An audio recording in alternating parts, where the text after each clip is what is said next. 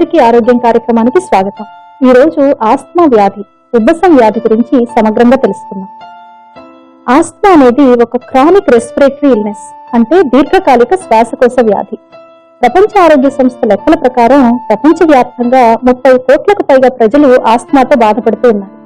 భారతదేశంలో చూసినా కూడాను పారిశ్రామికీకరణ వల్ల కానివ్వండి, లేదా పట్టణీకరణ వల్ల కానివ్వండి, పెరుగుతున్న ఎయిర్ పొల్యూషన్ వల్ల కానీ, మారిన జీవనశైలి వల్ల కానీ, ఏ కారణం వల్ల చూసినా కూడా ఈ ఆస్తమా వ్యాధి అనేది ఎక్కువ మందిలో వస్తూ ఉంది. అందువల్ల ఈరోజు ఆస్తమా గురించిన అవగాహన కల్పించుకోవటం ఎంతో అవసరం.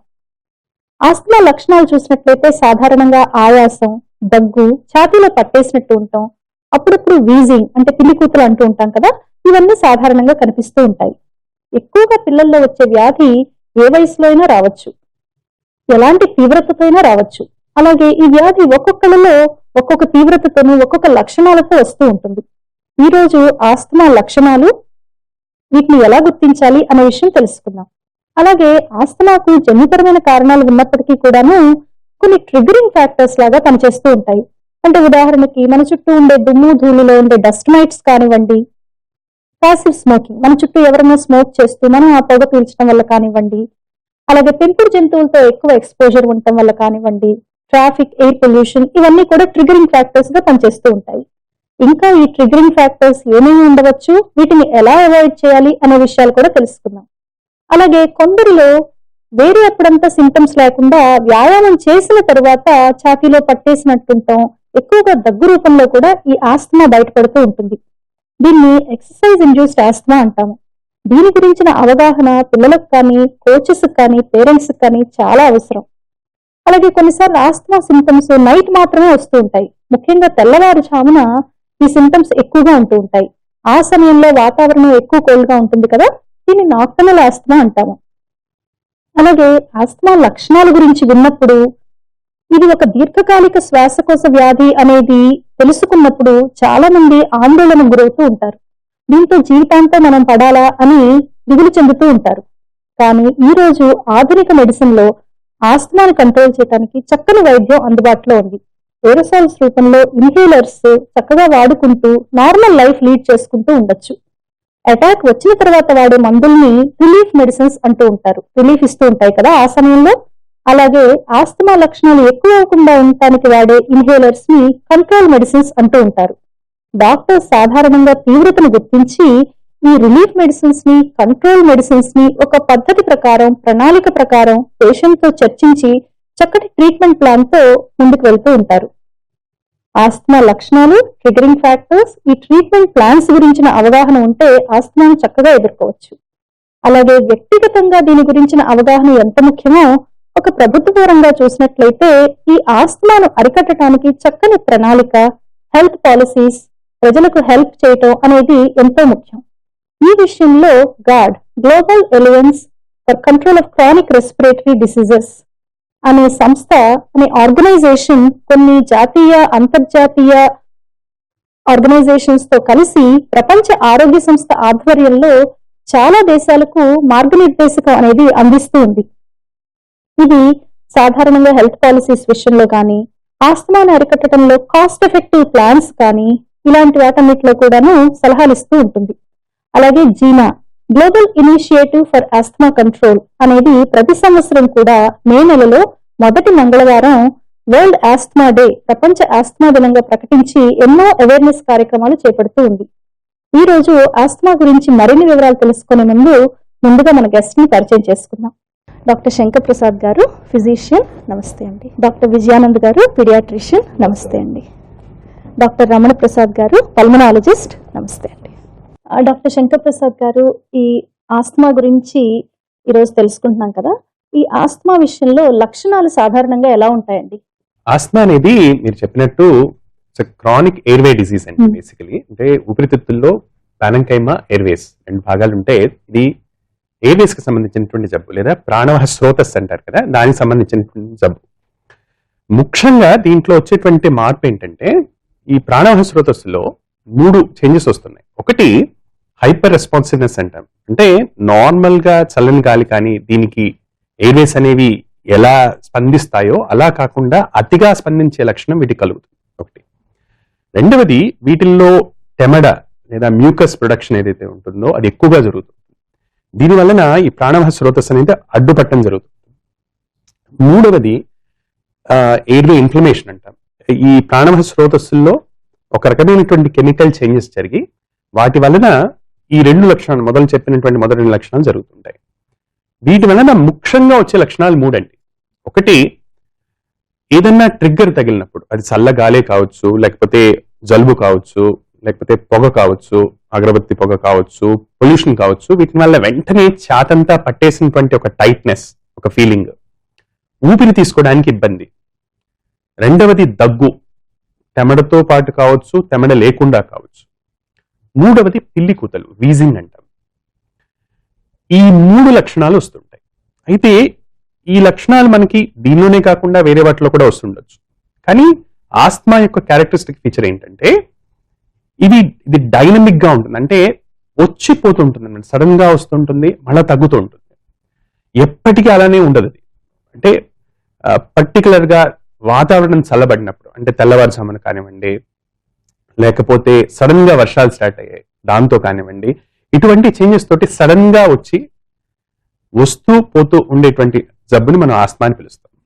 అయితే ఇదే ఆస్మాలో చాలా వేరియంట్స్ కూడా అంటాం. అంటే ఈ మూడు లక్షణాలతో కాకుండా కొంతమందిలో, for example cough variant asthma అంటే కేవలం పొడి దగ్గులాగా రావటం, పిలికూతలు అనేవి ఎక్కువగా లేకపోవచ్చు, లేదా ఛాతీ పట్టేసినట్టు ఆయాసం అనేది లేకపోవచ్చు, బట్ రిపీటెడ్ గా దగ్గు వస్తూ ఉండటము.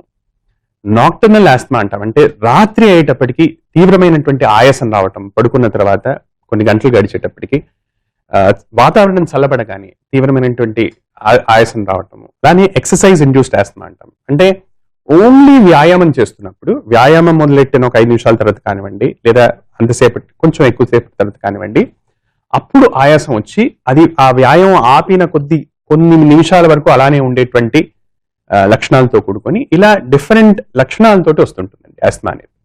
డాక్టర్ విజయానంద్ గారు, చిన్నపిల్లల్లో ఈ ఆస్మా ఎక్కువగా వస్తూ ఉంటుంది కదా, సాధారణంగా ఏ వయసులో ఈ లక్షణాలు మొదలవుతాయండి? పిల్లల్లో ఏమైనా తేడా ఉంటుందా లక్షణాల విషయంలో, ముఖ్యంగా చిన్న ఇన్ఫాంట్స్, బేబీస్ లో? పిల్లల్లో లక్షణాలు దాదాపు డాక్టర్ శంకర్ ప్రసాద్ గారు చెప్పినట్టు అన్ని లక్షణాలు ఉంటాయండి. కాకపోతే ఒక ముఖ్యమైన విషయం అంటే ఏజ్ ని బట్టి ఈ లక్షణాలు ఇంప్రూవ్ అవుతాయి.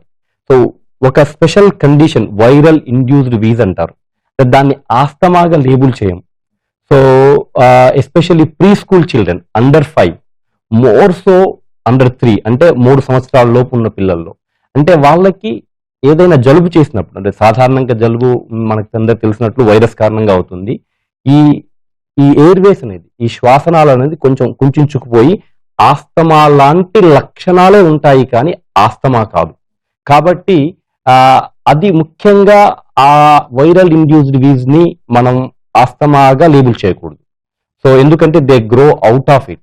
అండ్ వాళ్ళకి అంటే ఆ చిన్న పిల్లల్లో, ఆ బేబీస్లలో వీజింగ్ లాగా ఉంటుంది, అంటే ఆ పిల్లి కూతలు, లేదంటే ఆ గసగస సప్పుడు అంటారు, అలా కానీ ఎగురుతుంటారు, గెంతుతుంటారు. సో వాళ్ళని ఏమంటారంటే హ్యాపీ వీజర్స్ అంటాం. చాలా వరకు వాళ్ళంతా ఇంప్రూవ్ అవుతారు, కానీ ఒక proportionate of them, a significant proportion, అంటే ఏ పిల్లలైతే అండర్ 5 ఉన్నప్పుడు, 5 సంవత్సరాల లోపు ఉన్నప్పుడు వైరల్ ఇండ్యూస్డ్ వీజ్ ఉందో, ఆ పిల్లలు మిగతా పిల్లలతో పోలిస్తే తర్వాత కాలంలో ఆస్తమా రావడానికి అవకాశం ఉంటుంది. మరి ఎటువంటి, అంటే ఆల్రెడీ డాక్టర్ గారు చెప్పినట్టు దగ్గు రావడము, అది కూడా ఇంటర్మిటెంట్ గా, అంటే కొద్దిసార్లు రావడం, కొద్దిసార్లు పోవడం, ఎక్కువగా రాత్రి వైపు రావడం, పిల్లలు సడన్ గా లేచి దగ్గడం. తర్వాత వైరస్ ఇన్ఫెక్షన్ ఉంటే వైరస్ ఇన్ఫెక్షన్ ద్వారా కూడా దగ్గు వస్తుంది. వైరస్ లేనప్పుడు మామూలుగానే దగ్గు రావడం, లేదంటే వాతావరణ పరిస్థితులు మారినప్పుడు రావడం. మరి ఏ రకంగా, మరి మిగతా కండిషన్స్ లో కూడా దగ్గు ఉంటుంది, మిగతా కండిషన్ లో కూడా ఆయాసం ఉంటుంది, డిఫికల్టీ ఉంటుంది. మరి ఎలా డిఫరెన్షియేట్ చేస్తామంటే ఒక ముఖ్యమైన విషయం అండి, ఒక పీడియాట్రిషియన్ గా ఫ్యామిలీ హిస్టరీ అనేది చాలా ముఖ్యమండి మాకు. సో అంటే అడుగుతాం, అంటే ఫ్యామిలీలో ఎవరికైనా ఆస్తమా ఉందని. కానీ ఒక విషయం గమనించింది ఏమిటయ్యా అంటే నా ప్రాక్టీస్ లో, అంటే మనం ఆస్తమా అనే పదం వాడంగానే లేదండి ఎవరికి లేదండి ఇంట్లో అంటారు. అంటే సోషల్ యాక్సెప్టెన్స్ ఆఫ్ ఆస్తమా అనే పదం ఇంకా లేదండి. సో వాళ్ళు ఏమంటారంటే సార్ కొంచెం అలర్జీ ఉంది సార్, కొంచెం ఇబ్బంది అవుతుంది, అలర్జిక్ బ్రాంకైటిస్ అంటాం. సో ఇటువంటి లక్షణాలు కుటుంబ సభ్యుల్లో మెయిన్ గా ఫాదర్ లో గానీ మదర్ లో గానీ లేదంటే అంకుల్స్ లో గానీ అదర్ సిబ్లింగ్స్ అంటే మిగతా అన్న తమ్ముళ్ళు అక్క చెల్లెల్లో కానీ ఉందని కనుక్కోవడము. అదేవిధంగా అలర్జీకి సంబంధించిన వేరే అలర్జీస్ అంటే ఉదాహరణకి స్కిన్ అలర్జీ, తర్వాత ఫుడ్ అలర్జీస్, తర్వాత బాగా అలర్జిక్ రైనైటిస్ అంటాం, పొద్దుగాల ఏమైనా తుమ్ములు రావడం. సో ఇటువంటి లక్షణాలు ఏమైనా ఉన్నాయా ఫ్యామిలీలో?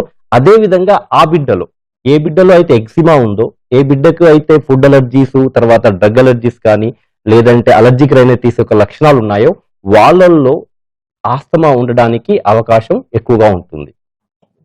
సో ఈ క్వశ్చన్స్ ద్వారా వారి శరీర తత్వాన్ని, ఈ టెండెన్సీని మనం గుర్తించవచ్చు. అలాగే ఒక్కొక్కసారి ఫిజికల్ ఎగ్జామినేషన్ లో కూడా చిన్న చిన్న క్లూస్ కనిపిస్తూ ఉంటాయి. చేతుల మీద ర్యాషెస్ కానీ మీరు అన్నట్టు ఎగ్జిమా లక్షణాలు, లేదా నోస్ ఊరికే పైకి రబ్ చేసుకుని హారిజాంటల్ క్రీమ్స్, ఇలా కొంత మనకి డైరెక్షన్ అనేది లభిస్తూ ఉంటుంది కదా. డాక్టర్ రమణ ప్రసాద్ గారు, ఆస్తమా అనేది కొంచెం భారతదేశంలో ఎక్కువైందని చెప్పుకోవచ్చు కదా, ప్రపంచవ్యాప్తంగా కూడా ఎక్కువగానే ఉంది. దీనికి కారణాలు ఏమై ఉంటాయండి? ఈ ఆస్తమా అనేది మనకు అందరికీ తెలిసినట్టే అలర్జీకి సంబంధించిన ప్రాబ్లం. మనం చూస్తూ ఉన్నామండి, ఇంట్లోనూ బయట పొల్యూషన్ పెరుగుతూ ఉంది.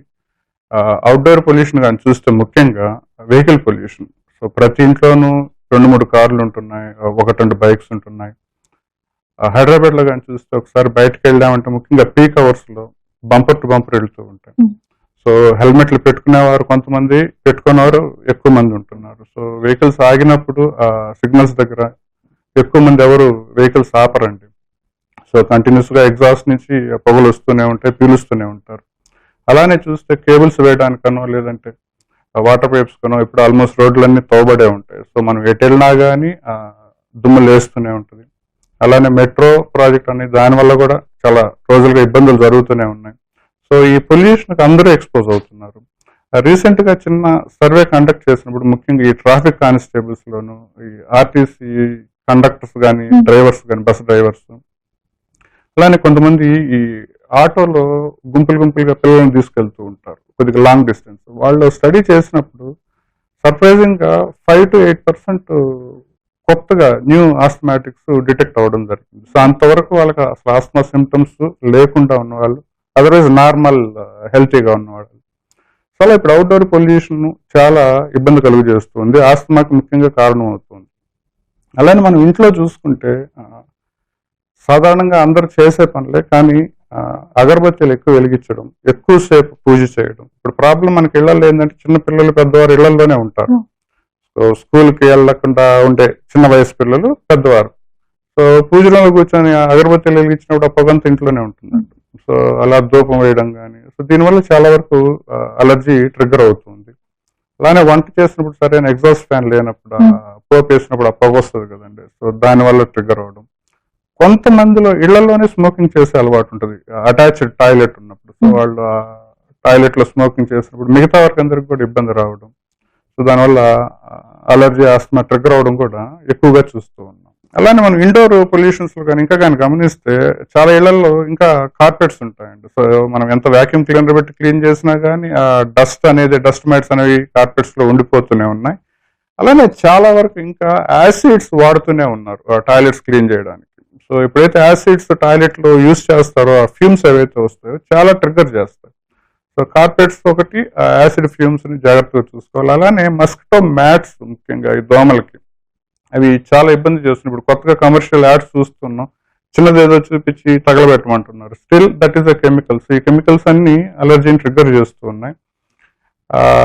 పెంపుడు జంతువుల పెంపకం కూడా ఈ మధ్య కొద్దిగా ఎక్కువైందండి. సో పెట్స్ ఇంట్లో ఉన్నప్పుడు అది కుక్క పిల్లలు కావచ్చు, పిల్లి పిల్లలు కావచ్చు, ఇవి మనం ఎంత నీట్ గా వాటికి స్నానం చేయించి గ్రూమింగ్ చేసినా కానీ ఆ ఫర్ ఏదైతే ఉంటుందో చాలా పెద్ద ట్రిగ్గర్ అనమాట.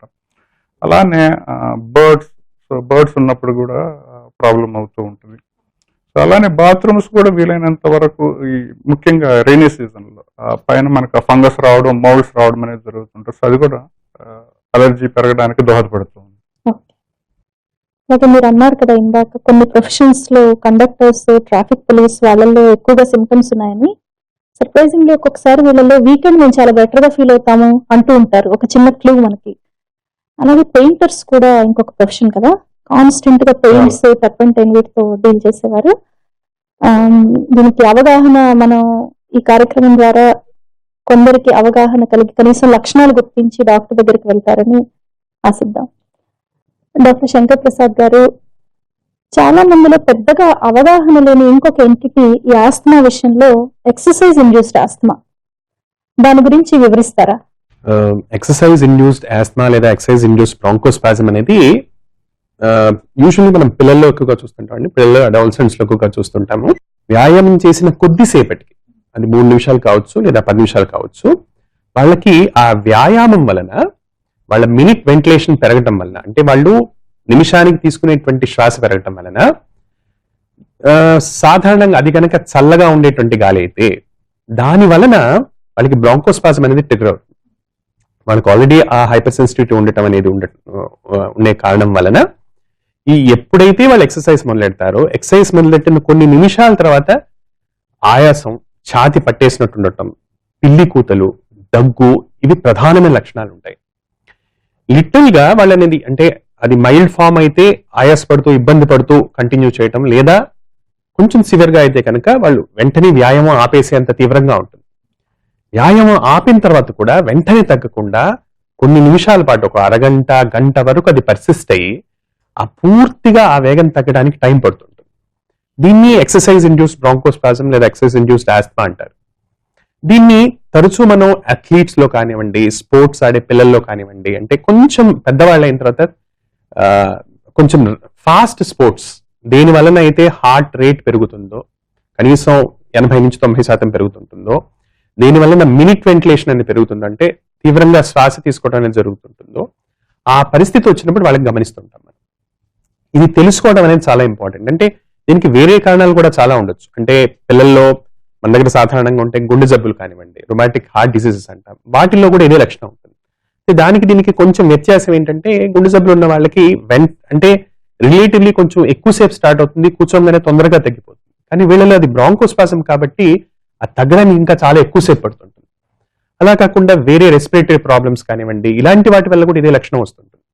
సో ఎక్సర్సైజ్ చేసిన వెంటనే ఛాతి పట్టేసినట్టు ఉండటము, దగ్గు రావటము, పిల్లి కూతలు రావటము ఉన్న లక్షణాలు ఉన్న వాళ్ళు వెంటనే డాక్టర్ని సంప్రదించి దానికి కావాల్సినటువంటి కొన్ని టెస్ట్లు, పర్టికులర్లీ స్పైరోమెట్రీ కానివ్వండి, లేదా కొన్ని స్టిమ్యులేషన్ టెస్ట్స్ ఉంటాయి, వాటితోటి అంటే రివర్సిబుల్ ఎయిర్వే స్పాజం ఉందా లేదా వాళ్ళకి మనం చెక్ చేసుకోవడం కానివ్వండి, ఇలాంటివి చేసుకోవటం అనేది చాలా ఇంపార్టెంట్.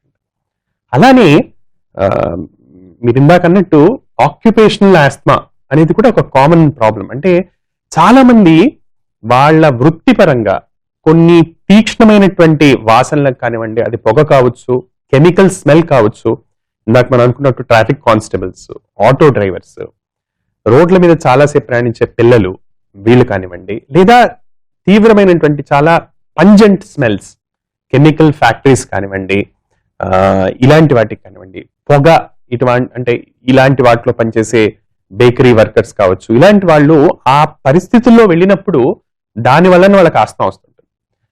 సో వారంలో ఆ వర్క్ ఉన్నంత వరకు ఈ సిమ్టమ్స్ ఎక్స్పీరియన్స్ చేయటము, ఆ వర్క్ కి వెళ్ళనప్పుడు ఆ సిమ్టమ్స్ నుంచి రిలీఫ్ గా ఉండటము, వీళ్ళకి ఇవి ప్రధాన లక్షణంగా ఉంటాయి. దీన్ని కూడా వాళ్ళు కన్ఫర్మ్ చేసుకోవడానికి కొన్ని బేసిక్ పరీక్షలు చూసుకొని దాన్ని మనం ప్రివెంట్ చేసుకోవడానికి మనకు కొన్ని సాధనాలు ఉన్నాయి కాబట్టి అర్థం చేసుకుంటే క్వాలిటీ ఆఫ్ లైఫ్ అనేది మనం పెంచుకోవచ్చు. ఎక్సర్సైజ్ ఇండ్యూస్డ్ ఆస్తమా విషయంలో కోచెస్ కి కూడా అవగాహన ఉండటం చాలా అవసరం. చాలా సార్లు దీన్ని ఒక డీకండిషనింగ్ అనుకుంటూ ఉంటారు. పిల్లవాడు కూర్చుంటూ ఉంటే డీకండిషనింగ్, కొంచెం వర్కౌట్ చేయించడం, ఇలా చేస్తుంటారు, చాలా ముఖ్యం.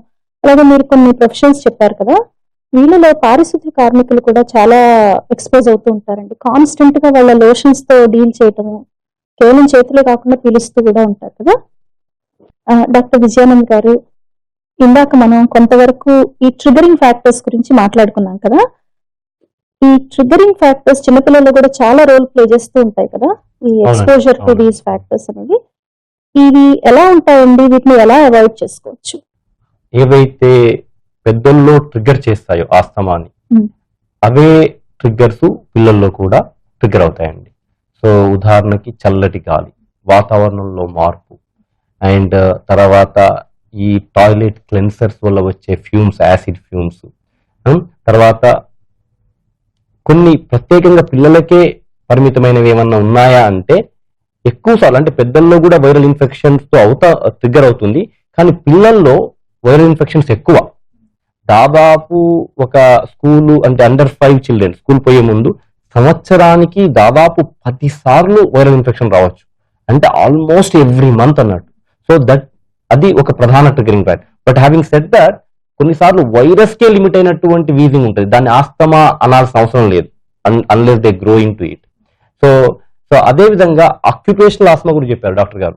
సో మరి పిల్లలు ఆక్యుపేషన్ అంటారా, మరి మన దురదృష్టవశాత్తు అభివృద్ధి చెందిన దేశాల్లో, డెవలపింగ్ నేషన్స్ లో ఇప్పటికీ చైల్డ్ లేబర్ చూస్తున్నాం. సో అంటే ఆ చదువుకున్న పిల్లలు కూడా ఈవినింగ్ వచ్చి ఫ్యామిలీని హెల్ప్ చేసే వాళ్ళు ఉంటారు. పెయింటర్స్ ఫ్యామిలీ ఉంది, వాళ్ళ కుటుంబం యొక్క వృత్తిని బట్టి వాళ్ళు అటువంటి ట్రిగ్గర్స్ కూడా చూస్తుంటాం.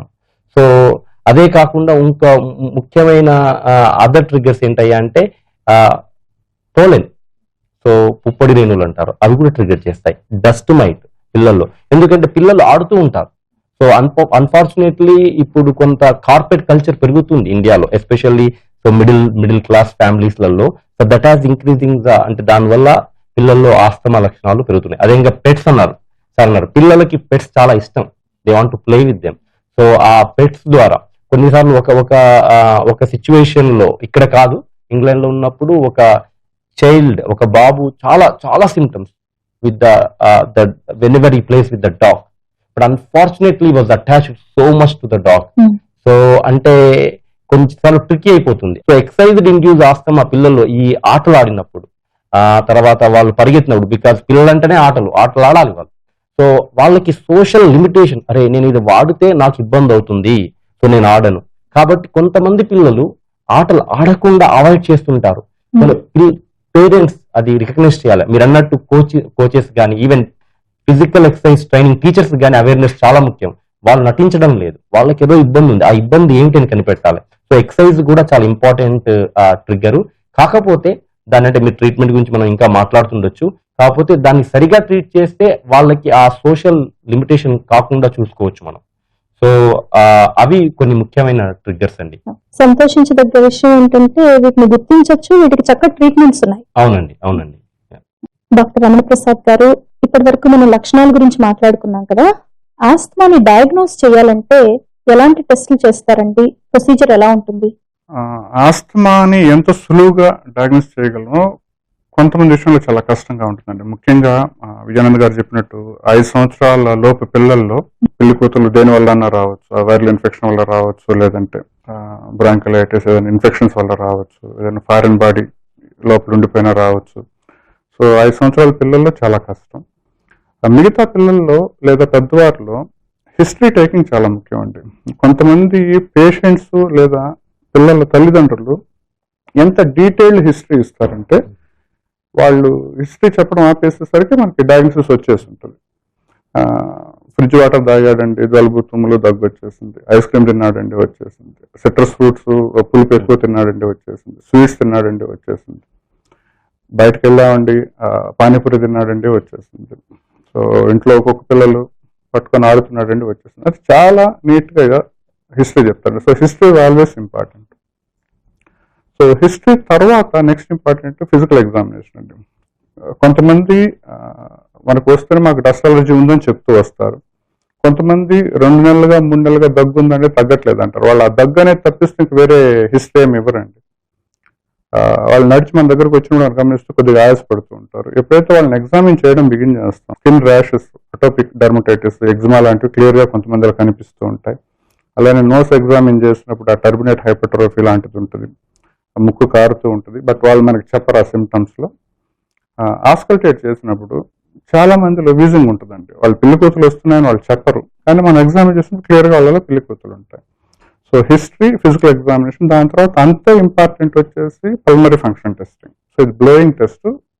ఎప్పుడైతే ఆ వ్యక్తి దానిలోకి ఊతాడో ఎంత బలంగా ఊతున్నాడు, ఎంత వాల్యూమ్స్తో ఊతున్నాడు అనేది తెలుస్తుంది. సో ఇనిషియల్గా ఆ టెస్ట్ చేసినప్పుడు వాల్యూస్ నార్మల్గా ఉన్నాయా, నార్మల్ కంటే తక్కువ ఉన్నాయా, నార్మల్ కంటే తక్కువ ఉన్నప్పుడు హిస్టరీ బేస్ చేసుకొని బ్రాంకోడైలేటర్ ఇవ్వడం జరుగుతుంది. బ్రాంకోడైలేటర్ ఇచ్చాక ఒక 10 minutes తర్వాత మళ్ళీ బ్లో చేయమంటామండి. చేశాక వాల్యూస్లో ఏమైనా ఇంప్రూవ్మెంట్ ఉందా, ఆ ఇంప్రూవ్మెంట్ 15% కంటే ఎక్కువగానుంటే హిస్టరీ ప్రకారంగా ఫిజికల్ ఎగ్జామినేషన్ ప్లస్ దీనిలోనూ ఇంప్రూవ్మెంట్ వచ్చింది కాబట్టి మనం ఆల్మోస్ట్ ఆస్తమాని కన్ఫర్మ్ చేసుకోవచ్చు.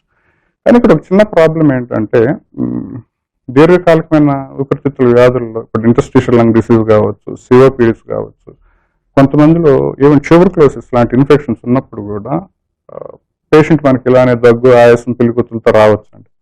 సో ఛాతీ ఎక్స్రే తీయడం అనేది చాలా ఇంపార్టెంట్.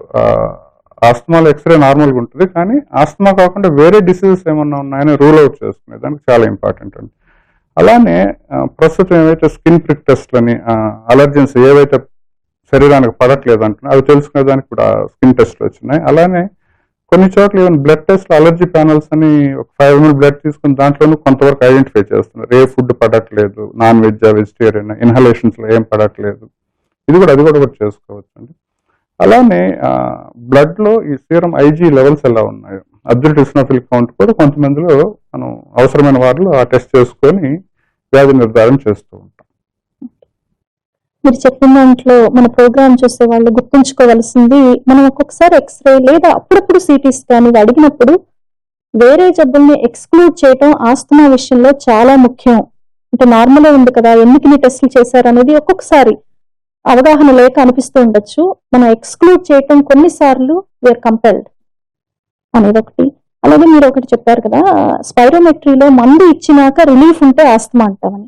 కాబట్టి స్పైరోమెట్రీ గోల్డ్ స్టాండర్డ్. తప్పనిసరిగా ఈ టెస్టులు ఎక్స్పెక్ట్ చేయాలి డాక్టర్ దగ్గరకు వచ్చినప్పుడు, ఆస్తమా అని డౌట్ వచ్చినప్పుడు చేసుకోవాలి. అలానే మనకి ఒక చిన్న సేయింగ్ కూడా ఉందండి, ఆల్ వీజెస్ ఆర్ నాట్ ఆస్తమా అని. సో అందుకని రూల్ అవుట్ చేసుకునే దానికి కూడా ఈ ఎక్స్రే, సిటీ స్కాన్లు ఉపయోగపడతాయి అన్నమాట. సింపుల్ గా సిమ్టమ్స్ చెప్పారు, పిలికోతలు వస్తున్నాయి, ఆస్తమాని మనం బ్రాండ్ వేయకుండా మిగతా టెస్టులు చేసుకొని మిగతా ప్రాబ్లమ్స్ రూల్ అవుట్ చేసుకొని ఫైనల్ గా ఇది ఆస్తమాని కన్ఫర్మ్ చేయడానికి కూడా ఈ టెస్టులు ఉపయోగపడతాయి. ఇందాక విజయానంద్ గారు అన్నట్టు ఆస్తమా అనేది చాలా మంది భయపడతారు, పైగా క్రానిక్ డిసీజ్. ఒకసారి ఆస్తమా అని చెప్పే ముందు డాక్టర్ చాలా ఆలోచిస్తారు, క్లియర్ గా డయాగ్నోసిస్ చేస్తారు అనేది అందరూ అవగాహన అనేది ముఖ్యం. డాక్టర్ శంకర్ ప్రసాద్ గారు, అవగాహన బాగా ఉంటే చక్కగా కంట్రోల్ చేసుకోగల జబ్బుల్లో ఆస్తమా ముందు వరుసలో ఉంటుంది కదా. ఈ ఆస్తమా గురించిన అవగాహన పెంపొందించడానికి ఎలాంటి కార్యక్రమాలు చేపడితే బాగుంటుందండి? పేషెంట్స్ కూడా, మన ప్రోగ్రామ్ చూసే ఆస్తమా పేషెంట్స్ కి మీరు ఏం చెప్పాలనుకుంటున్నారు? ఆస్తమా అనేది చాలా మందిలో క్రానిక్ డిసీజ్. అంటే మనం దాన్ని పూర్తిగా నిర్మూలన కన్నా దాంతో ఇబ్బంది పడకుండా జీవించడం ఎలా అనే అవగాహనతో ఉండాల్సి వస్తుంది. పూర్తి కంట్రోల్లో తెచ్చుకునే జబ్బు. దీనికి దాన్ని అర్థం చేసుకోవడం చాలా ఇంపార్టెంట్. చాలా మందికి కొరోనరీ డిసీజ్ కానీ, లెఫ్ట్ వెంట్రికులర్ ఫెయిల్యూర్ కానీ ఉంటుంటుంది. అంటే లేట్ ఆన్సెట్ ఆస్తమా అనేది చాలా తక్కువగా ఉంటుంది, రిలేటివ్లీ తక్కువగా ఉంటుంది. సో ఫస్ట్ టైం 50 ఏళ్ళు పైబడిన వాళ్ళల్లో, బీపీ షుగర్ ఉన్న వాళ్ళల్లో ఇవే సిమ్టమ్స్ వచ్చాయనుకోండి, అంటే ఛాతి పట్టేసినట్టు ఉండటం, ఆయాసం ఉండటం, పిలికూతలు ఉండటం, సో నాకున్నది ఆస్తమానేనా ఇంకేదైనా జబ్బా అనేది ఫస్ట్ నిర్ధారణ చేసుకోవడం చాలా ఇంపార్టెంట్. సో జబ్బుని నిర్ధారణ చేసుకోవడం ఫస్ట్. అది రెండవది, ఆస్తమానే అని తెలిసినప్పుడు ట్రిగ్గర్స్ ని ఐడెంటిఫై చేసుకోవడం చాలా ఇంపార్టెంట్. అంటే దీన్ని నేను ప్రివెంట్ చేసుకోవటం ఎలా? కొన్ని ఫుడ్స్ చాలా మందికి ట్రిగ్గర్స్ గా వర్క్ చేస్తాయి. ఫస్ట్ థింగ్, కోల్డ్ ఫుడ్స్, అంటే చల్లని నీళ్లు, కూల్ డ్రింక్స్ ఇలాంటివి. సోర్స్ అంటే పుల్లని ఐటమ్స్, అంటే నిమ్మకాయ కానివ్వండి, ఆరెంజెస్ కానివ్వండి, ఏదన్నా సోర్ ఫుడ్స్. అలానే స్లైమీ లేదా ఫ్యాటీ ఫుడ్స్, బాగా ఫ్యాట్ ఎక్కువ ఉన్నది, ఇంకా స్లైమీగా ఉన్నాయి, అరటి పండ్లు, కొబ్బరి, వీటిని వల్ల జనరల్ గా అంటే వాళ్ళకి ట్రిగ్గర్ అవుతుంటుంది. మూడవది ఇన్ఫెక్షన్స్. సో పక్క వాళ్ళకి ఇన్ఫెక్షన్ వస్తే దాని నుంచి మనం కొంచెం దూరంగా ఉండటం, పర్టికులర్గా మన టెండెన్సీ ఉన్నప్పుడు. దగ్గేటప్పుడు ముక్కుకి ఒక పెద్ద గుడ్డ, వైరల్ ఇన్ఫెక్షన్స్ అయితే మామూలుగా చేయడ్డు పెట్టుకుంటే అది ఆగదు. సో పెద్ద తుండుగుడ్డ 6 సార్లు మడిచి ప్రాపర్ గా నోజు మౌత్ కవర్ అయ్యేటట్టు పెట్టుకొని కవర్ చేసుకోవటము. పిల్లలైతే కనుక ఇన్ఫెక్షన్స్ వచ్చినప్పుడు స్కూల్స్ కి పంపించకపోవటము, స్విమ్మింగ్ పూల్స్ ఇలాంటి ప్లేసెస్ కి వెళ్ళకపోవటము. ఈ అవగాహన అనేది చాలా ఉండాలి. అంటే ప్రివెంట్ చేసుకోవటం, దేని వలన ఇది వస్తుంది, దాన్ని నేను ఏం చేయగలను. చల్లని గాలి, చల్లని వాతావరణం, ఏసీ. అన్ఫార్చునేట్లీ జరుగుతుంది ఏంటంటే, న్యాచురల్ ఇలాంటి ప్రోడక్ట్స్ అన్నింటిలో కూడా కెమికల్ కంటామినేషన్ చాలా ఎక్కువగా ఉంటుంది. సో వాటి వలన, ఆ కెమికల్ ఫ్యూమ్స్ వలన జరిగే నష్టం ఎక్కువగా ఉంటుంది. సో వీటి నుంచి జాగ్రత్తగా ఉండటము. అలానే మిగతా ప్రివెంటివ్ మెజర్స్, మందుల్ని సరిగ్గా అర్థం చేసుకోవటం. ఏ మందు వాడుతున్నామో, ఈ మందు ప్రయోజనం ఏంటి? ఇప్పుడు డిఫరెంట్ టైప్స్ ఆఫ్ మందుల గురించి మీరు చెప్పారు. Short acting bronchodilators, long acting bronchodilators, glucocorticoids, అంటే డిజీజ్ కంట్రోలింగ్, డిజీజ్ ప్రివెంటింగ్. ఈ మందు టెంపరీగా తగ్గిస్తుందా, ఇది ఎంతసేపు వర్క్ చేస్తుంది అనేది అలానే వాడినటువంటి ఇన్స్ట్రుమెంట్స్ ఇప్పుడు వీటి మధ్య తారతమ్యాన్ని తెలుసుకోవటం, ఇన్హేలర్ వాడటం వల్ల అడ్వాంటేజ్ ఏంటి, నెబులైజర్ ఎప్పుడు వాడాలి, టాబ్లెట్స్ ఎప్పుడు వాడాలి, ఇవి కరెక్ట్ గా అర్థం చేసుకోవటం చాలా ఇంపార్టెంట్.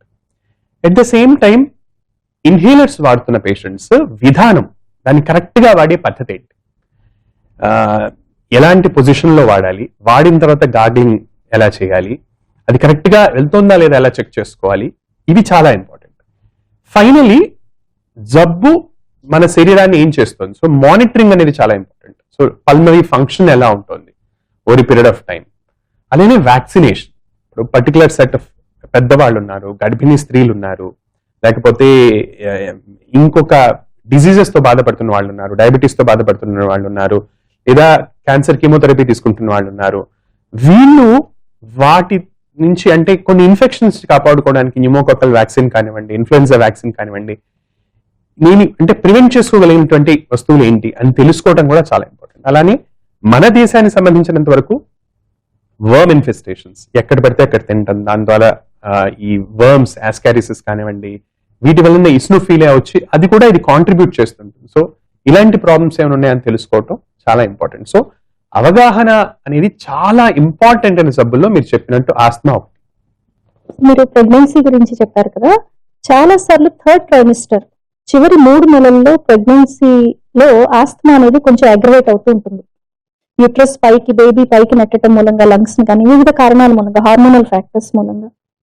ఈ సమయంలో చాలా మంది మన దేశంలో మందులు తీసుకోవద్దు, బేబీకి ఏమన్నా అవుతుందేమో అనే దాంతో మందులు సరిగ్గా వాడకపోవడం అనేది చాలా ప్రివలెంట్ గా ఉంటుందండి. మందుల బెనిఫిట్ రిస్క్ కన్నా చాలా ఎక్కువ ప్రెగ్నెన్సీలో అనేది ప్రోగ్రామ్ చేసే వాళ్ళకి చెప్పదలుచుకున్నాం. ఎందుకంటే బేబీ మీద, డెలివరీ తర్వాత బేబీ మీద చాలా ప్రభావం ఉంటుంది, ఆక్సిజనేషన్ అందక. ప్రెగ్నెన్సీ సమయంలో మందుల మూలంగా నష్టం కన్నా వాడకపోతే నష్టం ఎక్కువ.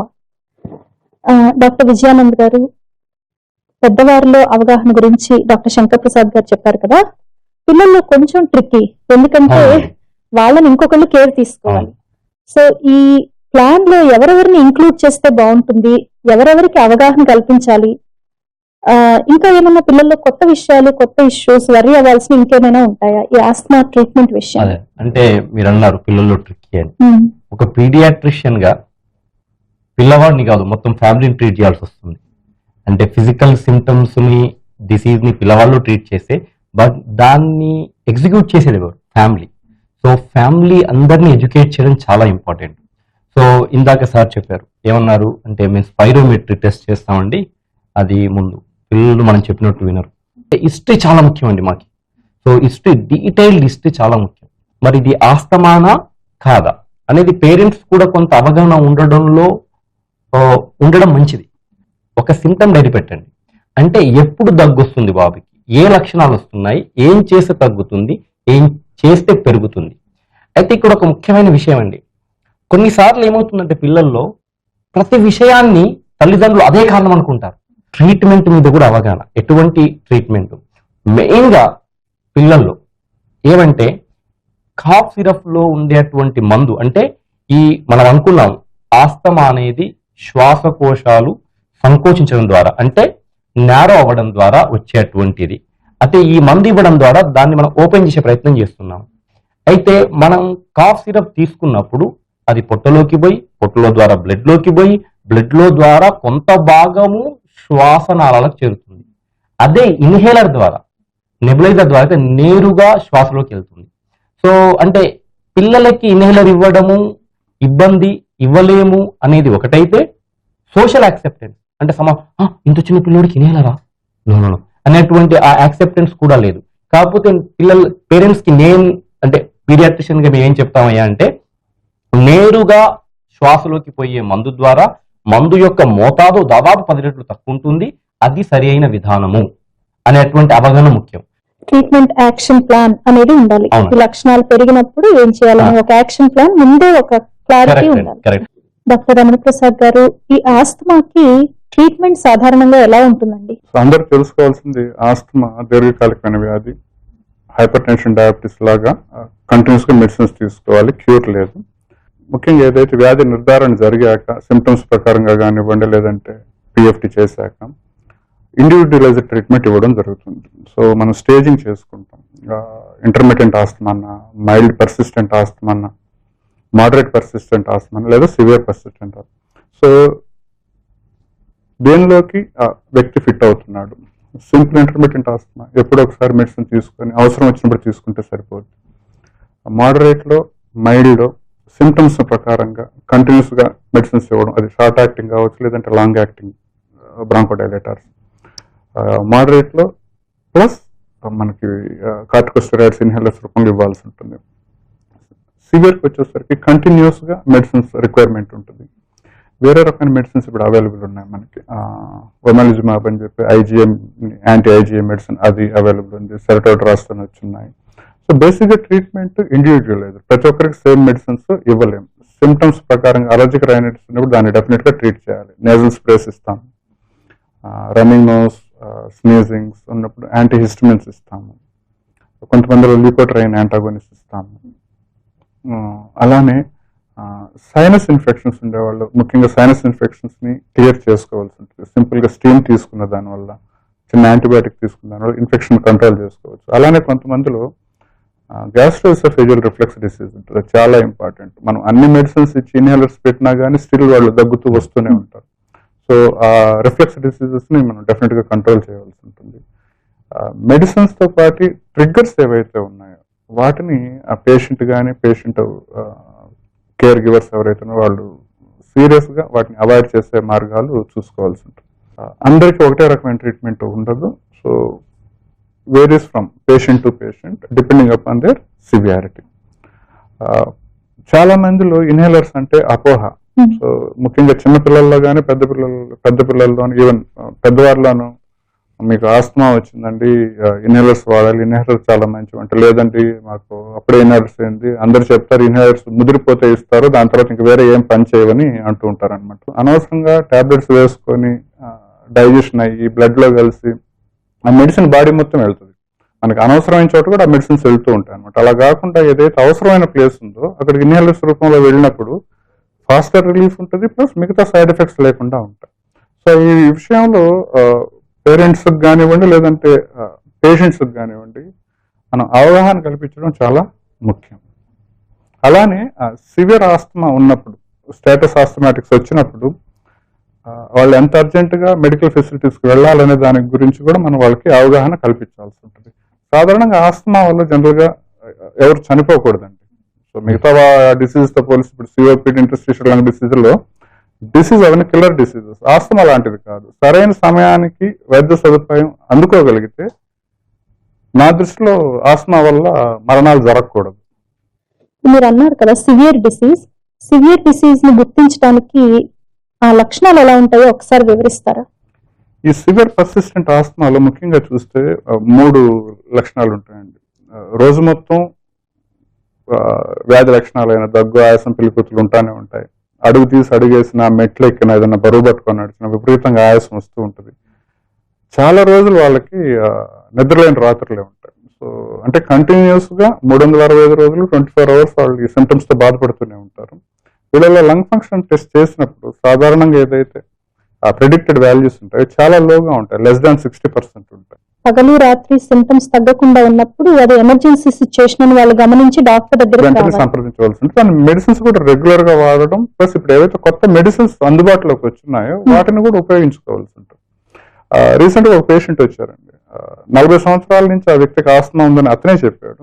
ఏం వాడుతున్నారంటే హాఫ్ టాబ్లెట్ బెట్నసాల్, ఒక టాబ్లెట్ డెరిఫ్లిన్ వాడుతున్నాను 40 సంవత్సరాలుగా అని చెప్పారు. అంటే అవి విన్నప్పుడు చాలా బాధ వేస్తుంది. ఎడ్యుకేటెడ్ పర్సన్, ఇంతవరకు అతను ఒక స్పెషలైజ్డ్ డాక్టర్ని చూడలేదు, ఎప్పుడో 40 సంవత్సరాల ముందు ఇచ్చిన ప్రిస్క్రిప్షన్ ని కంటిన్యూస్ గా వాడుకుంటూ ఉన్నారు.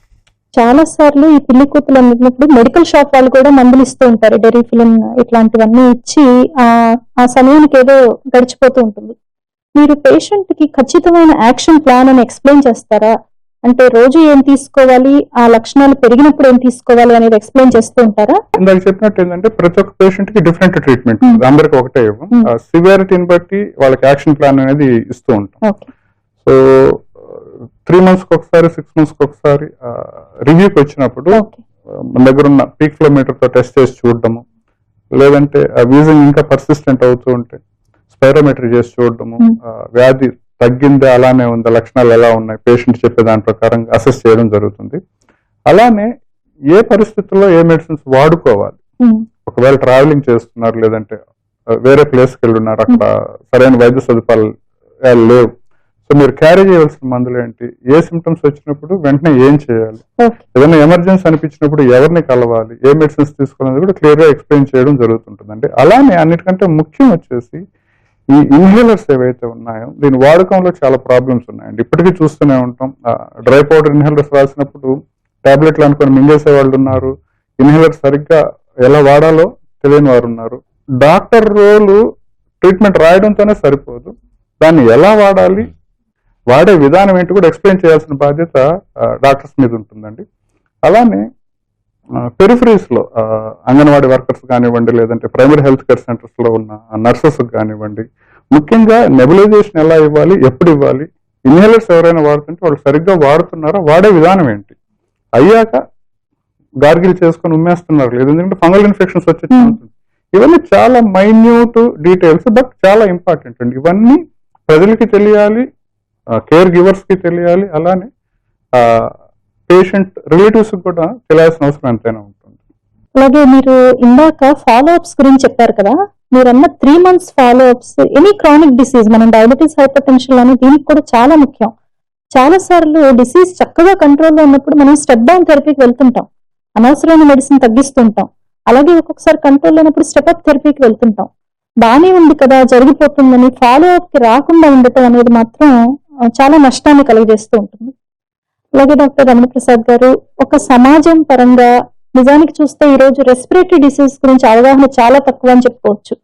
హార్ట్ డిసీజెస్ కి, స్ట్రోక్, వీటన్నిటికి ఉన్న అవగాహన కానీ ఫోకస్ కూడా లేదు. అవగాహన కార్యక్రమాలు కూడా తక్కువగా ఉన్నాయి కదా రెస్పిరేటరీ డిసీజెస్ గురించి. ఈ ఆస్తమా గురించి ఎక్కువ మందికి తెలిసి, అది పేరెంట్స్ కానివ్వండి, సఫర్ అయ్యే పేషెంట్స్ కానివ్వండి, ఎక్కువ మందికి తెలిసి ట్రీట్మెంట్ కరెక్ట్ గా జరగాలంటే ఎలాంటి ప్లాన్ తో ముందుకెళ్తే బాగుంటుందండి, ప్రజలు, డాక్టర్స్, గవర్నమెంట్ అన్ని వైపుల నుంచి? ఇది చాలా ముఖ్యమైన పాయింట్ అండి మీరు అడిగింది. సో అవేర్నెస్ అనేది ముందు ట్రీట్ చేసే డాక్టర్ దగ్గర నుంచే బిగిన్ అవ్వాలండి. ప్రాబ్లం ఏమవుతుందంటే ఎక్కువ మంది పేషెంట్స్ చూస్తున్నప్పుడు ట్రీట్మెంట్ రాసేస్తాం అయిపోద్ది. సో వాళ్ళు ఆ మెడిసిన్స్ ఎలా తీసుకుంటున్నారు, ఎలా తీసుకోవాలని చెప్పే టైం డాక్టర్కి ఉండదు అనమాట. అందుకని నేను రిక్వెస్ట్ చేసేది ఏంటంటే ముఖ్యంగా ఆ పిడియాట్రిషియన్స్ కానివ్వండి, ఇంటర్నల్ మెడిసిన్ డాక్టర్స్ కానివ్వండి, పల్మనాలజిస్ట్ కానివ్వండి, ఒక పర్సన్ ని స్పెసిఫిక్ గా దానికే ఉంచండి. లేదా ఎవరైతే ఈ లంగ్ ఫంక్షన్ టెస్ట్ పిఎఫ్టీ చేస్తున్నారో అది వాళ్ళ రెస్పాన్సిబిలిటీ, మెడిసిన్స్ ని ఎక్స్ప్లెయిన్ చేయడం, ఎలా తీసుకోవాలి. సో దాంతో చాలా వరకు ప్రాబ్లమ్స్ సాల్వ్ అవుతాయండి. పెద్దవాళ్ళకైతే డైరెక్ట్ గా అర్థమైపోద్ది, చిన్నపిల్లలకైతే ఆ బేబీ మాస్క్ తో స్పేసర్ పెట్టి ఇన్హేల్, మదర్స్ కి అండర్స్టాండ్ చేసుకుంటే ఫాలోఅప్ చేస్తారనమాట. అలానే నెక్స్ట్ రివ్యూకి వచ్చినప్పుడు డెఫినెట్ గా నేనైతే మెడిసిన్స్ తీసుకురమ్మంటానండి. తీసుకొచ్చి నా ముందు ఒకసారి చూపించమంటాను ఎలా వాడుతున్నారు. సో మనం చెప్పిన విధానం వీళ్ళు ఫాలో అవుతున్నారా లేదా, లేదంటే మళ్ళీ ఇంకొకసారి టీచ్ చేసి పంపిస్తాం. అది చాలా ఇంపార్టెంట్ అండి, ముఖ్యంగా పేషెంట్స్ కి, రిలేటివ్స్ కి. అలానే చిన్నపిల్లలకు ముఖ్యంగా స్కూల్లో స్క్రీనింగ్ ప్రోగ్రామ్స్ చాలా అవసరం అండి.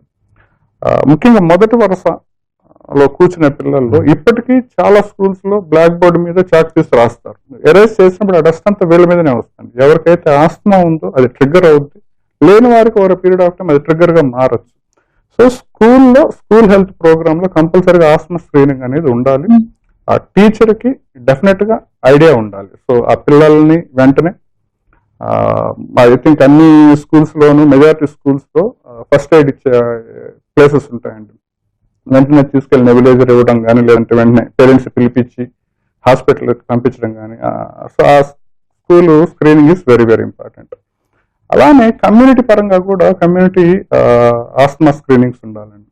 సో పెరిఫరీస్కి వెళ్ళినప్పుడు ప్రైమరీ హెల్త్ కేర్ సెంటర్స్ లో పనిచేసే నర్సులకు కానివ్వండి, లేదంటే డాక్టర్స్కి కానివ్వండి, అంగన్వాడీ వర్కర్స్, ఇళ్ళకి వెళ్ళి చేసే ఇప్పుడు చాలా వరకు ఐరన్ టాబ్లెట్స్ అవన్నీ ఇంటింటికి వెళ్ళి డిస్ట్రిబ్యూట్ చేస్తున్నాం. అట్లీస్ట్ వాళ్ళకు కూడా మనం అవగాహన కల్పిస్తే, వెళ్ళినప్పుడు ఎవరైనా ఆయాసంతో బాధపడుతూ ఉంటే ఆస్తమానేమోనన్న డౌట్ వచ్చి వాళ్ళని ఎడ్యుకేట్ చేసి ప్రైమరీ హెల్త్ సెంటర్ రప్పించడం కానీ, లేదంటే దగ్గరున్న డాక్టర్ దగ్గరికి పంపించడం కానీ చేసిన దానివల్ల ఇనిషియల్ గానే ఆస్తమాని ఐడెంటిఫై చేసి ట్రీట్మెంట్ ఇచ్చే ఛాన్స్ ఉంటుంది. ముఖ్యంగా పిల్లల్లో ఆస్తమా వల్ల బాగా గ్రోత్ రిటార్డేషన్ చాలా ఉంటుందండి.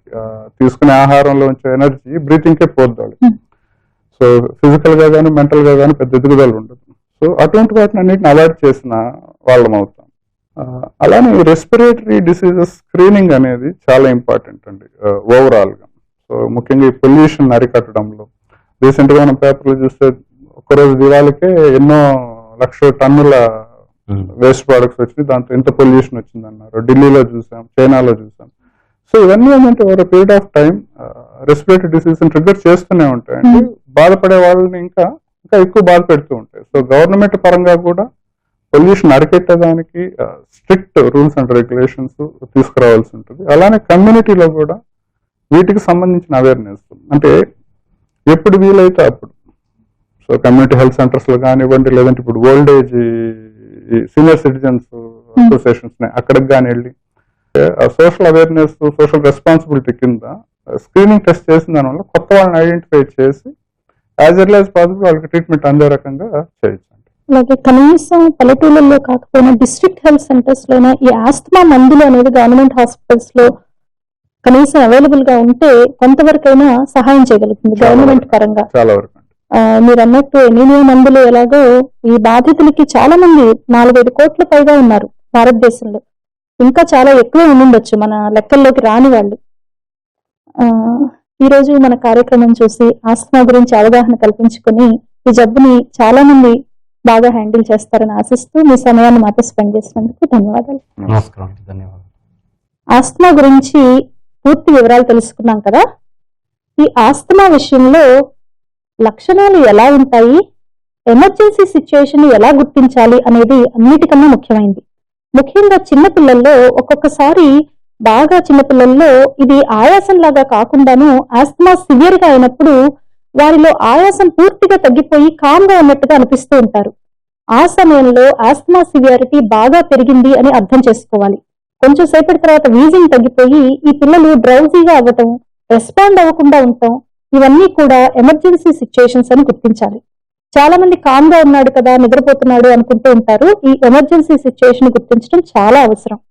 అలాగే ఆస్తమా ట్రీట్మెంట్ గురించి వచ్చినప్పుడు ఇన్హేలర్స్ గురించి ఎలా తీసుకోవాలి, ఎన్ని పఫ్స్ తీసుకోవాలి, మెకానిజం గురించిన అవగాహన కూడా చాలా ముఖ్యం. ట్రీట్మెంట్ ప్లాన్ లో డాక్టర్ తో కంపల్సరీగా కూర్చొని పాలు పంచుకోవాలి. పిల్లల విషయంలో అయితే పేరెంట్స్, ఒక్కొక్కసారి పిల్లవాడిని ఎక్కువసేపు చూసుకునే టీచర్ కానీ exercise coaches, physical education coaches కూడా పాలు పంచుకోవటం అనేది చాలా ముఖ్యం. డాక్టర్ చెప్పిన విధంగానే ఇన్హేలర్స్ వాడుతూ కనీసం ప్రతి 3 నెలలకు ఒకసారి ఫాలో అప్ వెళ్తూ ఉండాలి. ఒకవేళ సింటమ్స్ కనుక ఎక్కువవుతున్నట్లయితే 3 నెలల దాకా కూడా ఆగకుండా అదే సమయంలో అపాయింట్మెంట్ తీసుకుని వెళ్ళవలసిన సిచ్యుయేషన్.